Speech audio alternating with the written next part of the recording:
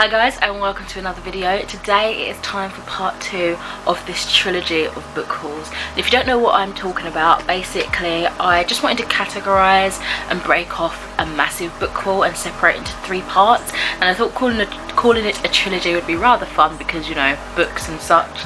The first part was all my like physical books that I'd recently bought from books to doors and through charity shops, so a lot of deals that I managed to find, a lot of discounts and a lot of good finds that I got.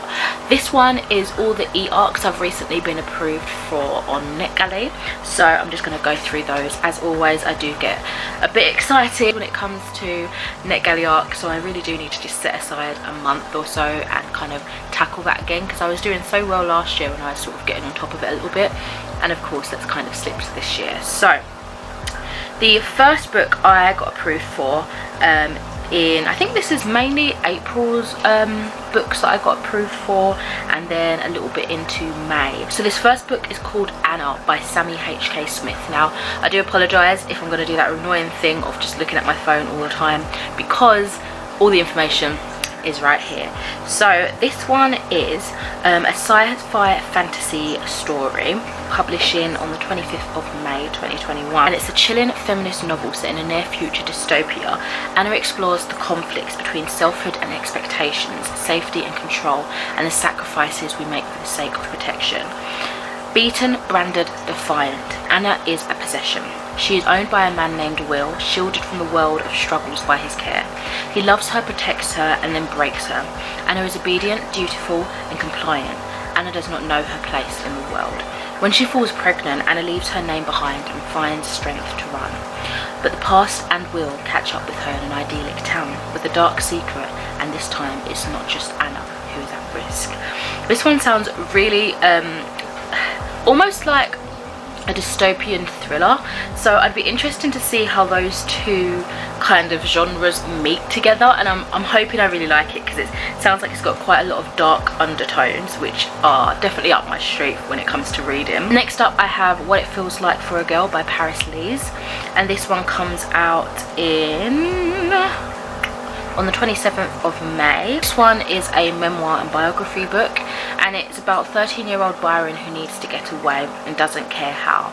Sick of being beaten up by lads for talking like a poof after school, sick of dad the weightlifting, womanising Gaz, and mam who pissed off to Turkey like Shirley Valentine, sick of all the people in Hucknall who shuffle about like the living dead, going on about kitchens they're too skint to do up and marriages they're too scared to leave. It's a new millennium, Madonna's music is top of the chart, and there's a whole world to explore, and Byron's happy, still and skank onto a roller coaster ride of hedonism. Life explodes like a rush of ecstasy when Byron escapes into Nottingham's kinetic underworld and discovers the East Midlands premier podium dancer come Hellraiser, the mesmerising Lady Di. The come down finally kicks in. Byron arrives at a shocking encounter that will change life forever. It says that it's a unique, hotly anticipated and addictively readable debut for one of Britain's most exciting young writers. Next up I have approved Everyone in This Room Will Someday Be Dead by Emily Austen, and honestly for this one the title definitely did intrigue me. It sounded so bleak and just like straight to the fact, and then the kind of orange centric title, the contrast of such a depressing title with a bright and bold cover, I was instantly intrigued. So this one releases on the 8th of July, and it's literary fiction with LGBTQIA+ representation. Meet Gilda. She cannot stop thinking about death. Desperate for relief from her anxious mind and alienated from her repressive family, she responds to a flyer for free therapy at a local church and finds herself abruptly hired to replace the deceased receptionist Grace. It's not the most obvious job. She's queer and an atheist for starters, and so in between trying to learn maths, hiding her new maybe girlfriend, and conducting an amateur investigation to Grace's death, Gilda must avoid revealing the truth of her mortifying existence. This is it. The term that I was after is deadpan. It just from the title alone, it seemed like it had deadpan humour. So I am very excited to check this one out. It seems just so like bland, comical, you know what I mean? After that, I have an approval for Kingdom of Shadows and Dust by Sherry D. Ficklin. This one releases on the 14th of September. That's the day after my birthday. Very excited. And it is historical sci-fi fantasy. A voiceless captive of tradition, driven to defend her kingdom. As the king's only daughter, Ava has suffered the solitary isolation of a noblewoman as long as she can remember. While she dreams of fighting alongside the armies of Ankara, she is forced to hide her identity behind a veil. It seems her prayers are answered when fate intervenes, allowing Ava to sneak away and join the battle. Yet the tides of war turn on her, leaving the young beauty defeated, her hopes shattered. Her only chance at salvation is Kaelin, a mysterious black wolf willing to risk everything by hiding away amongst his kind. But there are some dangers far more ominous than the snapping jaws of a wolf. Ripped away from the brave turnskins, Ava is imprisoned by a Begullian Shadow King who fills her head with promises of peace and a haze of passion. Forced to choose between family, the bond she shares with Kaelin, and the handsome king, Ava finds herself torn between duty and desire. When sacrifice is required to save all she holds dear, will Ava accept the crushing demands by taking the crown, or follow her heart of the forbidden touch she desperately craves? I haven't read a good fantasy love triangle in so long, and honestly, love triangles just generally are something that I would call like a trope that I dislike. But sometimes I do itch for that, and sometimes it can feel a bit like a guilty pleasure for me, and I enjoy it if it's done well. So I'm hoping that for me the romance isn't like mega to the forefront. Like if I go into it expecting that, because I don't really read romance often, but if I go into that expecting that's part of the plot, I might enjoy it more. But I'm also hoping that there is a lot of world building, that there is some characters that I can fall in love with and want to know about. Do you know what I mean? Like, and then if a love triangle sprinkled in that, then I tend to enjoy it. Or this is how I'm thinking in my mind now, like I have hope. After that, I got approved for The Antarctica of Love by Sarah Stridesberg, and this one is released on the 30th of September, and it is a literary fiction novel. And it says here, she has been in the world for a brief moment, a world with needs, demands and fears, until someone decided to snuff out her life and strew the landscape with her body parts. But there are still the children who were once hers, Val and Solveig, taken into the care of the authorities and placed somewhere along the length of Sweden. And there are still her parents, Rashka and Ivan, roaming through Stockholm in their departed daughter's former world. And there is still the moment of death, which will never end, ever. Because this is what happens. The first time she dies is in the forest, when her heart stops at his hands. The second time she dies is when all that is left of her is lowered into the ground. The third time will be when someone says her name for the last time on this earth. She is waiting for that to happen. And as much as she wishes the voices still prattling on about her savage earthly fate would hush, she wishes one of her children would say mum and mean her. This sounds like it's going to be really grief-ridden, especially if it's coming from the perspective of the person that has died, and it seems to be has died in quite a brutal way. Yeah, it seems like it's going to have a lot of emotion packed into this, so I'll be intrigued to see where that one goes. After that, I also got approved for Between Sea and Sky by Nicola Penfold. This one releases on the 8th of July, and it is a middle grade story. So it's set in the near future where a series of environmental disasters have left much of the country underwater. Pearl lives on a floating oyster farm with her father and her younger sister Clover. Following her mum's death several years earlier, Pearl refuses to set foot on land, believing her illness was caused by the poisons in the ground. Meanwhile, Clover dreams of school, friends and a normal life. Then Nat comes to spend the summer at the sea farm while his scientist mum conducts some experiments. Leaving behind the mainland with its strict rules and regulations, he brings with him a secret. But when the sisters promise to keep his secret safe, little do they realise that they may be risking everything. I love how this seems to have this conversation of the environment and this idea where, you know, where the world could be in how many years and how that would affect our children, and also that tie-in with how our main character feels like that might have caused her mum to fall ill. I think that's an interesting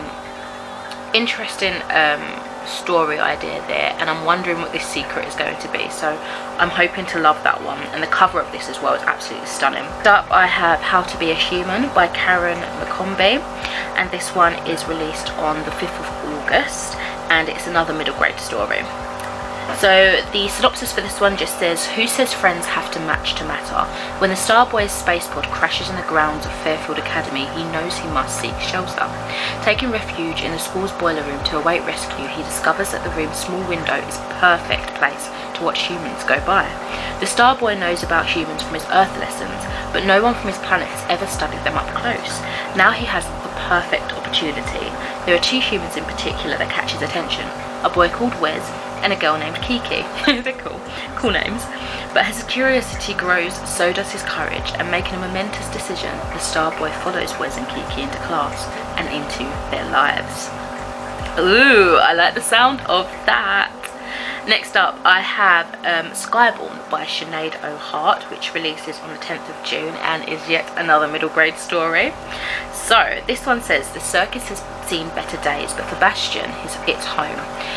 He will do anything he can to save it, even if it means participating in a death-defying new act.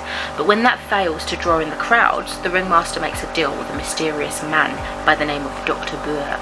In exchange for his help, Boer wants a box that belonged to Bastian's mother and came from her birthplace, the faraway island of Melita. Bastian is desperate to keep his only memento of his mother out of Boer's hands. And as he uncovers more about the strange objects that are contained within, he realises it's not only the circus that's in terrible danger.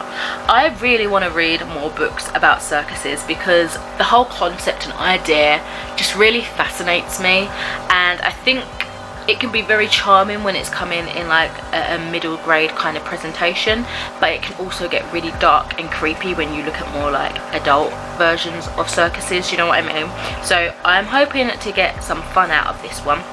After that I have an approved copy for What You Can See From Here by Mariana Leckie. And this cover originally made me chuckle because it's got like just the way I don't even know what animal that is, but the way that creature is looking at us with this bum in front of it, I don't know, it made me chuckle. This is literary fiction, publishing on the 22nd of July. Spring day, a small village in western Germany wakes up to an omen. Selma has dreamed of an okapi. Someone is about to die, but who? As the residents of the village begin acting strangely, despite protestations, they are not superstitious. Selma's grandmother, Louise, looks on as the imminent threat brings long-carried secrets to the surface. And when death comes, it comes in a way none of them could have predicted. Interesting. This sounds like it could be some sort of folklore around Germany, or Western Germany specifically, and I really like folklore, myths and legends, so it'll be cool to see more of that from different parts of the world.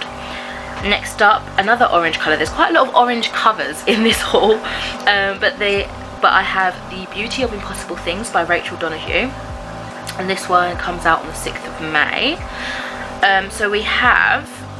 So it says, foresight is not always a gift. Natasha Rothwell leads a sheltered life with her beautiful bohemian mother in a crumbling house by the sea.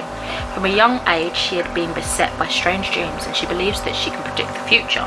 The summer Natasha turns 15, strange dancing lights appear in the sky above her small seaside town. Lights that she interprets as portents of doom, and which lead her to reveal her gift to the small insular community. Meanwhile, the arrival of a new lodger, the handsome Mr. Bowen, threatens to upset the delicate equilibrium between mother and daughter. Oh, it sounds like it's quite atmospheric. Ooh! After that I have My Mess Is a Bit of a Life by Georgina Pritchett. I thought that sounded like perfect. And this is a non-fiction humour biography memoir, and it releases on the 1st of July, and it says this memoir, told in gloriously comic vignettes, oh interesting, is an utterly joyful reflection on living and sometimes thriving, sometimes not, with anxiety.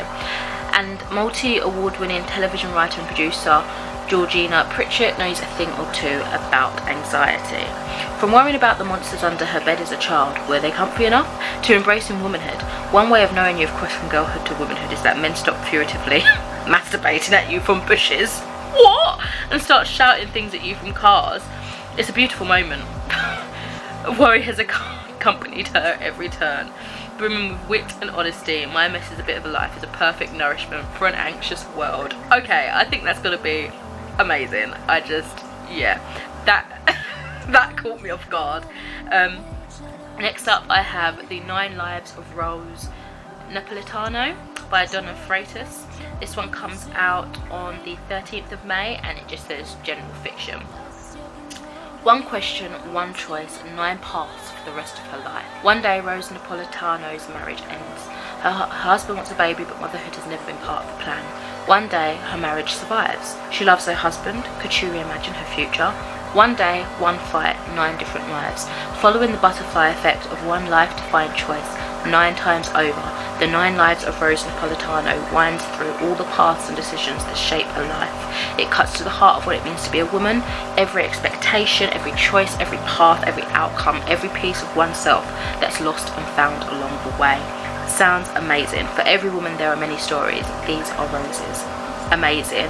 I am excited for this one particularly because it kind of rings a bell. The idea of the butterfly effect, just that concept is interesting anyway, but I've never read a lot of books about it. But recently one of my favourite books that I've read was The Midnight Library, and it sort of had that concept where a character can kind of what would happen, with the idea of what would happen if something even minor or major changed in a person's life and it led to different things. So I think I would like to read more books based around that idea.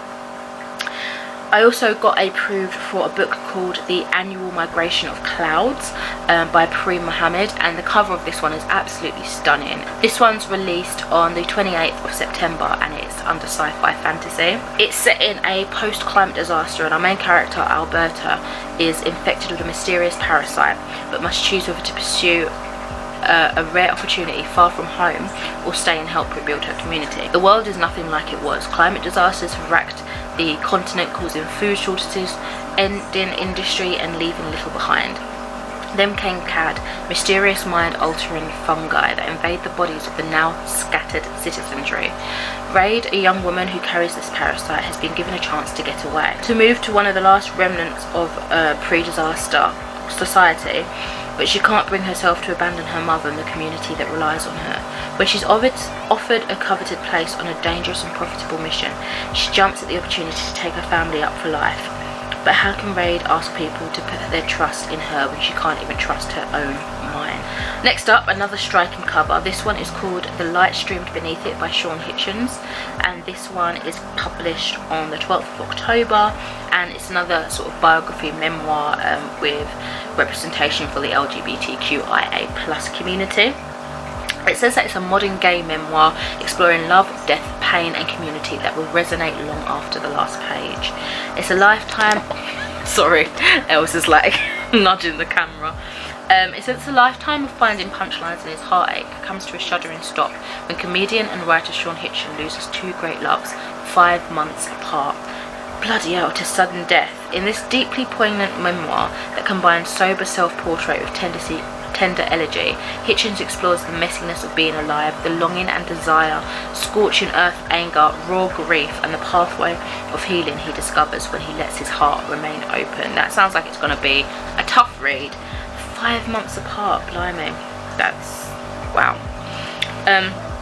Next up, I was approved for The Would-Be Queen by Edward Cox, which is published on the 10th of June and is sci-fi and fantasy. Set somewhere in England in a small town called Strange Ground by Skye. Ebby Wren is the last librarian and he's about to lose his job. Estranged from his parents, unable to make connections with anyone except the old homeless lady who lives near the library, Ebby isn't quite sure what he's supposed to do next. His only escape from reality is his deep interest in local folklore, but reality is far stranger than Ebby can dream.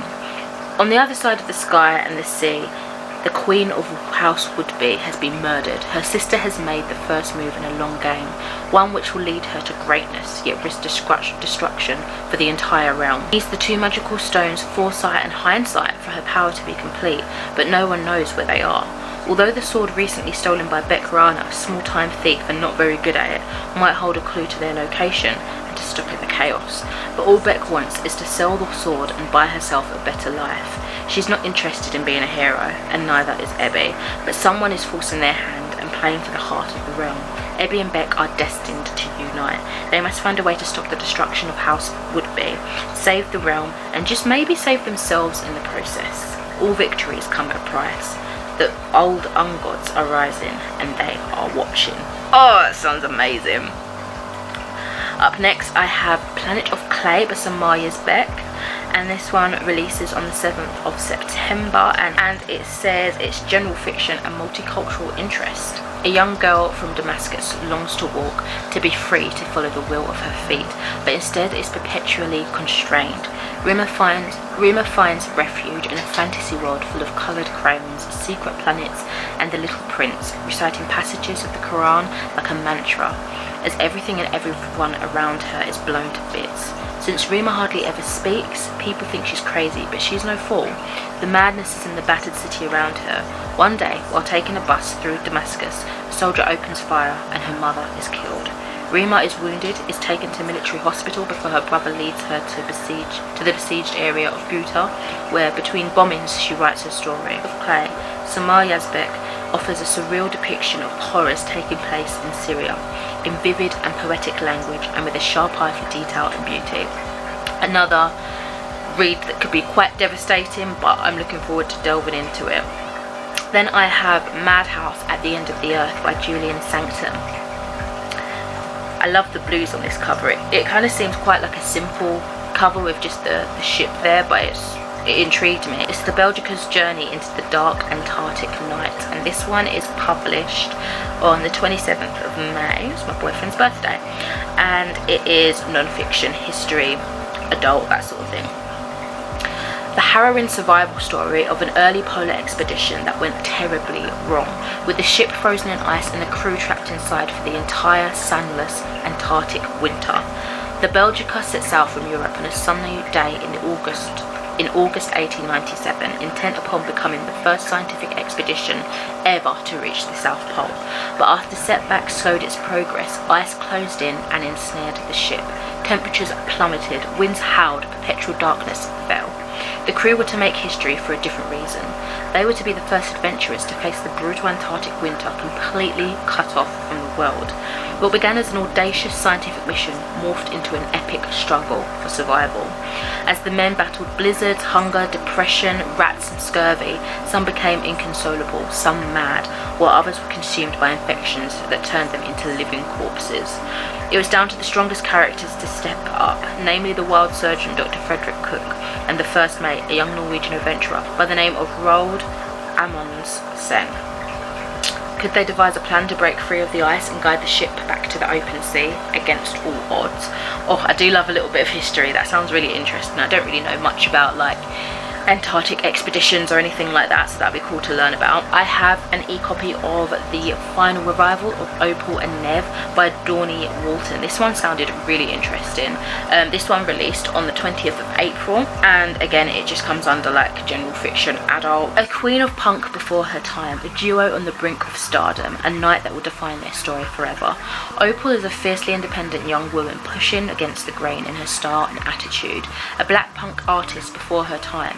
Despite her unconventional looks, Opal believes she can be a star. So when the aspiring British singer-songwriter Neville Charles discovers her one night, she takes him up on his offer to make rock music together. In early 70s New York City, just as she's finding her niche as part of a flamboyant and funky creative scene, a rival band signed to her label brandishes a Confederate flag at a promotional concert.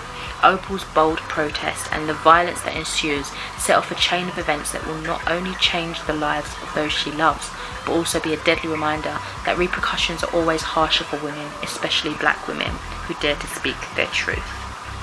Wow. Decades later, as Opal considers a 2016 reunion with Nev, music journalist S. Sunny Shelton seizes the chance to curate an oral history about her idols. Sunny thought she knew most of the stories leading up to the cult duo's most politicised chapter, but as her interviews dig deeper, a nasty new allegation from an unexpected source threatens everything. This sounds amazing.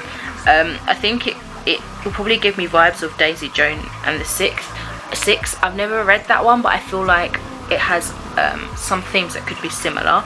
Okay, and then I have Other People's Things by Kerry Ann King, released on the 21st of September, and is general fiction. Leave that alone. Jailbird, Klepto, spectacular failure to launch. Nicole Wood's sticky fingers have earned her many names, but she's stealing. Objects just need to be moved elsewhere and the universe has chosen her to do it. Still, being a relocator of objects isn't easy. With her marriage on the rocks, no real world skills, and the threat of prison hanging over her head, Nicole is determined to change her ways. Seemed to be looking up, thanks to the God-sent job with her sister's house cleaning business, until she encounters a seemingly harmless paperback that insists on moving from one client's home to another. Nicole hopes no one will notice, but the action stirs up long-hidden secrets and triggers a series of fateful events that threaten to destroy the life she's creating and hurt those closest to her. She'll need to embrace her unwieldy gift and take a chance on love in order to unravel the mystery and fix what's gone wrong. Interesting. So it does seem like it's got some magical, like, realism tendencies to it, so I'm intrigued to see where that goes. Claim Your Time Off by Fab Giovanetti. It's kind of like a self-help book. It releases on the 11th of May, and yeah, it's non-fiction, so it's basically a practical toolkit for thriving in the modern working environment by a popular wellness entrepreneur and business coach. That's kind of all there is to it. I'm sure there's more once I read into it, but it's a self-help book, so I'll learn more as I read, if you know what I mean. I also got approved for The First Day of Spring by Nancy Tucker, which is released on 24th of June and is a mystery thriller. Chrissy was 8, she killed a child. 15 years later, she has one of her own. Chrissy is 8 years old today. She's just killed a 2-year-old boy. Her playmates are tearful and their mothers are terrified, keeping them locked up indoors.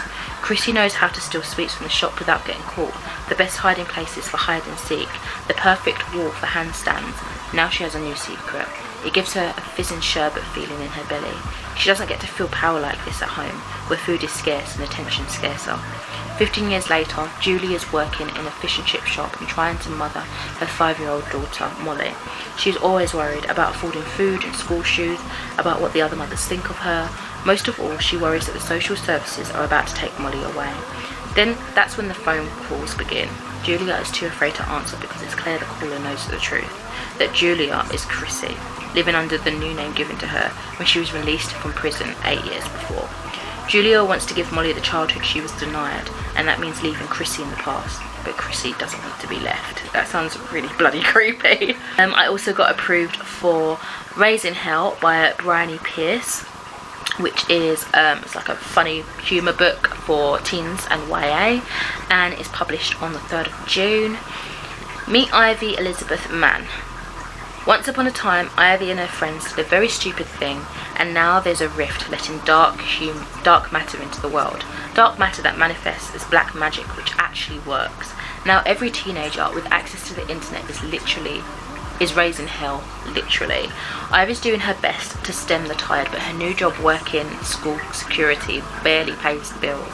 And there's only so much one girl with a machete and a cat possessed by her own dead grandmother can do against the forces of evil. Now she's facing a teenage goth with an attitude, her ruthless but frustratingly handsome brother, a dark cable with a terrifying agenda, and a potential zombie apocalypse. Ivy losing her job might be the best thing to happen to the world. This does sound super hilarious. I think I could enjoy this. Oh dear. After that, I have Assembly by Natasha Brown. This one is released on the 3rd of June, and it is again just general fiction adult. Women of age in the credit crunch, be civil in a hostile environment, step out into the world of go home vans, go to Oxbridge, get an education, start a career, do all the right things, buy a flat, buy art, buy a sort of happiness, but above all, keep your head down, keep quiet and keep going. The narrator of Assembly is a black British woman. She is preparing to attend a lavish garden party at her boyfriend's family estate set deep in the English countryside. At the same time, she is considering the carefully assembled pieces of herself. As the minutes tick down and the future beckons, she can't escape the question, is it time to take it all apart? Assembly is a story about the stories we live within, those of race and class, safety and freedom, winners and losers. And it is about one woman daring to take control of her own life, even at the cost her life. This sounds really amazing, and the thing that really intrigued me about it was that it's got like a little tagline on the front by Bernardine Evaristo. I read Girl, Woman, Other by Bernardine Evaristo last year, and I really enjoyed it, so I keep looking out for things that she seems to enjoy as an author. I also got approved for The Paper Palace by Miranda Cowley-Heller. This will be released on the 8th of July. And again, it's like a literary fiction, general fiction. Before anyone else is awake on a perfect August morning, Ellie Bishop heads out for a swim in the glorious freshwater pond below the Paper Palace, the gently decaying summer camp in the backwoods of Cape Cod, where her family has spent every summer for generations. As she passes the house, Ellie glances through the screen porch at the uncleared table from the dinner the previous evening. Empty wine glasses, candle wax on the tablecloth, echoes of laughter, of family and friends. Then she dives beneath the surface of the freezing water to the shocking memory of the sudden passionate encounter she had the night before up against the wall behind the house as her husband and mother chatted to the guests inside. So begins a story that unfolds over 24 hours and across 50 years, as decades of family legacy, loves, lies, secrets and one unspeakable incident in her childhood lead Ellie to the precipice of life-changing decisions. Over the next 24 hours, Ellie will have to decide between the world she has made with her much-loved husband Peter and the life she imagined would be hers with her childhood love Jonas, if a tragic event hadn't forever changed the course of their lives. Oh god, that sounds like it could have quite a lot of darkness kind of bubbling at the surface, and I think I might have mistaked her name. I think her name's Elle, but I kept saying Ellie and then I couldn't stop. I do apologise. Next up I have We Are Not Like Them. I'm really excited for this one, by Christine Pride and Joe Piazza, and this is literary fiction published on the 5th of October. This one just sounds amazing. Not every story is black and white. Riley and Jen have been best friends since they were children, and they thought their bond was unbreakable. It never mattered to them that Riley is black and Jen is white, and then Jen's husband, a Philadelphia police officer, is involved in the shooting of an unarmed black teenager, and everything changes in an instant. This one act could destroy more than just Riley and Jen's friendship. As the community takes sides, so must Jen and Riley, and for the first time in their lives, the lifelong friends find themselves on opposing sides. But can anyone win a fight like this? Oh, that sounds like it's going to be so intense. Things to Do Before the End of the World by Emily Barr. This one is published on the 6th of May and it is teens YA. What would you do when you hear the news that humans have done such damage to the earth that there might only be limited amount of safe air left? A year's worth at most. You'd work through the bucket list, hill rifts, do everything you've never been brave enough to do before. Another kind of environmental sort of book, or with that sort of theme. Olivia is struggling to do any of this. What is it she truly wants to do? Who does she want to be? Then out of the blue comes contact from a long lost cousin Olivia didn't even know existed. Natasha is everything Olivia wants to be and more. And as the girls meet up for a long, hot last summer, Olivia finds Natasha's ease and self-confidence having an effect on her. But Natasha definitely isn't everything she first appears to be. I walked home. I kept hearing footsteps behind me, but every time I turned around, no one was there. That sounds creepy. What the heck? Okay. Interesting. Another one I'm super excited for is Millennial Black by Sophie Williams, the ultimate guide for black women at work. This is published 15th of April and it is business and investing non-fiction self-help. And it says, from tips on setting boundaries and avoiding the race pay gap, through advice on building your own lady gang, establishing your value and being able to negotiate, to tackling the serious issues of workplace sexual harassment and racist abuse. This is a comprehensive guide to building the career you want and being recognised in the workplace. It also offers implementable guidance for employers and business owners who are tackling the essential task of building and retaining inclusive and diverse offices, as well as looking to be effective allies and leaders in the future of inclusive working. Also got approved for Your History by Leslie Chow, which is the 12 strangest women in music. This cover was definitely something that really intrigued me, and it is a biography, memoir, arts and photography, published on the 9th of March. So this one that really intrigued me again is because Kate Bush's name was in this, and I really like Kate Bush as a artist. It says, instead of rehashing biographies, Leslie Child dives deep into the music of these groundbreaking performers, identifying the ecstatic moments in their songs and finding out what makes them unique. It's a love letter to pop's most singular achievements, celebrating the innovations of women who are still critically underrated. It's a ride that includes tributes to Shaka Khan, Rihanna, Nena Cherry, Said, Shakespeare's sister, Azealia Banks, and many, many more. I've also got Eva Verdi's Lives Like Mine, which is published on the 10th of May by Simon & Schuster and is general fiction adult. It says, with her 3 children in school, Monica finds herself wondering if that is all there is to it. Despite all the efforts and the smiles in the mirror, she sees a woman hollowed out from putting everyone else first, tolerating her in-laws' intolerance and wondering if she has a right to complain when she's living the life that she created for herself. Then comes along Joe, a catalyst for change in the guise of a flirtatious parent on a school run. Though the sudden spark of their affair is hedonistic and oh so cathartic, Joe soon offers a friendship that shows Monica how to resurrect and honour the parts of her identity that she has long suppressed. He is able to do for Monica what Dan has never managed to, enabling her both to face up to a past of guilty secrets and family estrangements and to redefine her future. That sounds very interesting, and it seems like we're reading from an older woman's perspective, or a slightly older woman's perspective, so it'd be cool to get into that headspace too. And I was really excited to see this one on there as like a read now, I think it was, and it's Goodnight Mr. Tom by Michelle Megorian, and this is actually the 40th anniversary edition. I've never read this book before, but I keep meaning to pick it up and I just never do. This particular edition is released on the 6th of May, but obviously it's been out for 40 years. But yeah, it just says celebrate 40 years of friendship with Goodnight Mr. Tom, with this special anniversary edition.